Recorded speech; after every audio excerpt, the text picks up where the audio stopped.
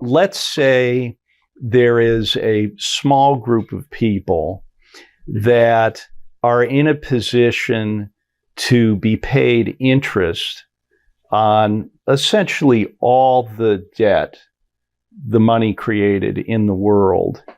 And this is a concentrated group of people that are in that position.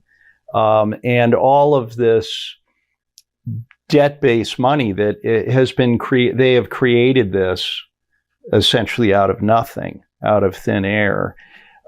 Is that essentially the situation we're in? I think that's a pretty good summary of it. All the central banks of the world create the money of the world, and they do participate in every transaction. Every time somebody buys a package of bubble gum, there's a little bell that rings somewhere in the central bank cash register, and they get a little piece of the action. So yeah, they are in the middle of just about every productive exchange in the world that produces a service or a product, and that's a lot. But this also the scale, just the scale of what they're receiving in interest payments on something that was created out of nothing, yes, would confer an incredible and awesome power on these people.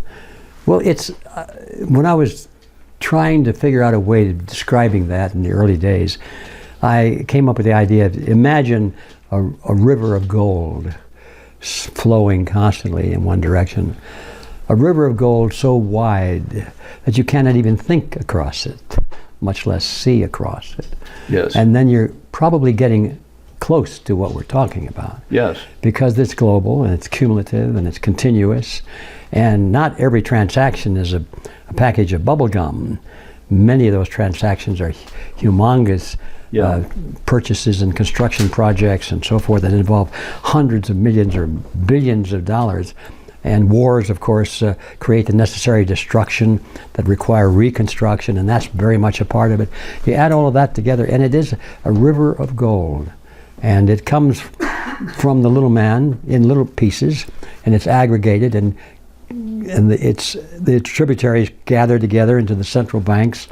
And as you mentioned, those central banks are controlled by a relatively small number of people. Yeah. So it's further aggregated, and where it winds up, we can only imagine.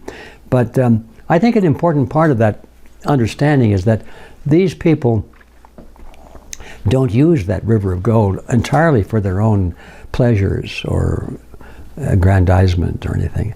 They use most of it, they spend most of it in the acquisition of control and power over the world. They use that money. It's not just profit to them. To them, it's a business expense, so to speak, because the real goal is not just to make more money. They've got all the money they can possibly spend. Yes. The real goal today, I believe, is to control every human being on the planet. And that's where that river of gold is going. So is it fair to say that the governments do not control this resource? It's the other way around. Yes. It didn't start out that way, but that's always, you could predict that's the way it would be, because governments need money, and the only way they can get it is to tax their subjects, which is unpopular. And in today's world, governments must try very hard to be popular governments. Otherwise, they tend to be replaced by opposition forces that can pretend to be popular governments and benevolent governments. So they don't like the tax structure so much, but they love the fiat money structure, the devaluation of the purchasing power of the existing national currencies, because that's a hidden tax that goes directly to them, and not one person in 1,000 out there in the street understands how that works.